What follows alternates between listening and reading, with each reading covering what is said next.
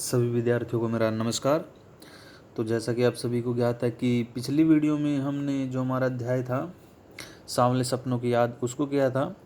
आज हम जो हमारी पुस्तक है कृतिका कृतिका भाग 1 उसका जो दूसरा अध्याय है मेरे संग की औरतें, इसका प्रथम अध्याय था जो इस जल प्रलय में वो हमने कर लिया था।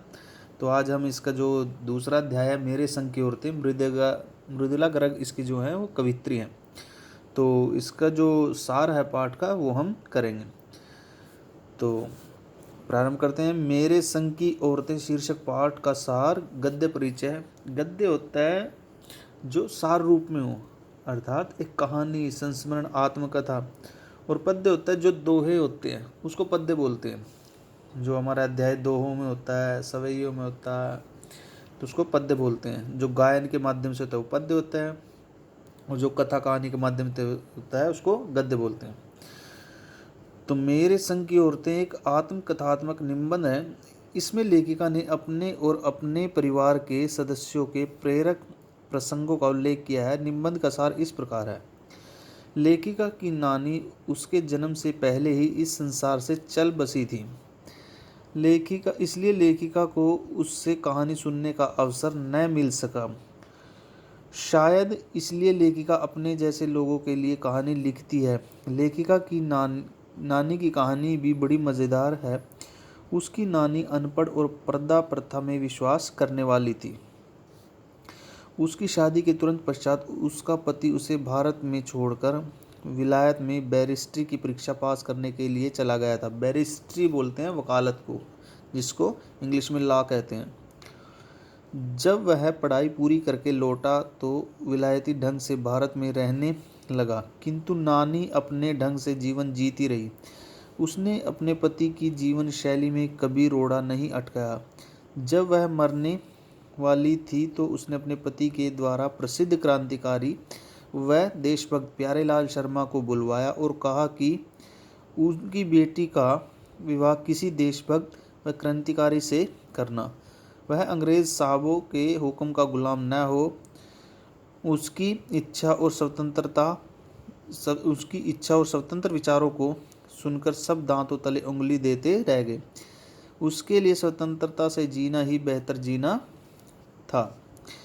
लेखिका की नानी की मृत्यु के पश्चात उसकी मां का विवाह एक ऐसे शिक्षित युवक से हुआ जिसे स्वतंत्रता आंदोलन में भाग लेने के कारण ICS की परीक्षा में नहीं बैठने दिया गया था।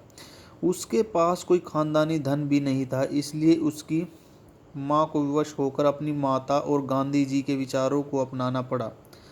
वह शरीर से इतनी पतली दुबली थी कि उसके लिए खादी की साड़ी संभालना भी कठिन था। उसकी सास उसकी दुर्बलता का सदा मजाक किया करती थी। लेखिका की मां का अपने ससुराल के परिवार पर बहुत दबदबा था। उसके भी दो कारण थे। ससुराल वाले भी अन्य भारतीयों की भांति अंग्रेजों से प्रभावित थे। भले ही उनका लड़का क्रांतिकारी रहा हो, किंतु घर में दबदबा अंग्रेज भक्त ससुर का चलता था। ऐसी स्थिति में घर में एक सिरफिरे क्रांतिकारी की पत्नी होना परिकथा सा रोमांच पैदा करता था।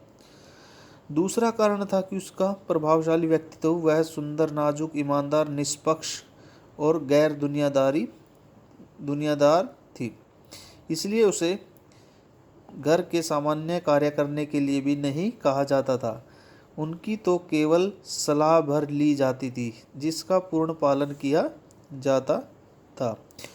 उसकी ससुराल के अन्य सदस्य ही उसकी गृहस्थी का काम संभाले रहते थे।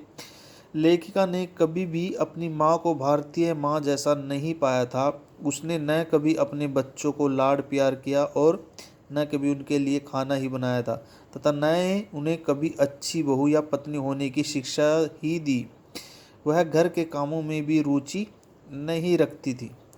वह अपना अधिक समय पुस्तकें पढ़ने में बिताती थी। वह संगीत सुनने की भी शौकीन थी, किंतु घर के सदस्य उन्हें कभी कोई ताना नहीं देते। ताना उलाना उसमें दो गुण थे। प्रथम, वे कभी झूठ नहीं बोलती थी। दूसरा, वह एक ही गोपनीय बात को सुनकर कभी दूसरों के आगे नहीं कहती थी। इसलिए बाहर के लोग भी उनके मित्र बने हुए थे। वे उस पर पूरा भरोसा रखते थे। माँ की भूमिका हमारे पिताजी ने ही निभाई थी। लेखिका की एक परदादी भी थी, उनकी कहानी भी अजीबोगरीब है। उन्हें सदा परंपरा को तोड़ने में ही मज़ा आता था। उन्होंने मंदिर में जाकर यह मन्नत मांगी थी कि उनकी बहू का पहला बच्चा लड़की हो। उनकी यह घोषणा सुनकर लोग हैरान रह गए थे कि यह उसने क्या कह दिया। वे अपनी मन्नत दोहराती रही। पूरे गांव के लोगों का विश्वास था कि उसके तार तो सीधे भगवान जी से जुड़े हुए हैं। भगवान जी ने भी उनकी ऐसी सुनी कि एक नहीं 5 लड़कियों का जन्म हुआ। तो आधा भाग आज यहीं तक, इसका जो शेष भाग है वो हम अगली वीडियो में करें। तो सभी विद्यार्थी इसको अच्छे से याद करें। धन्यवाद।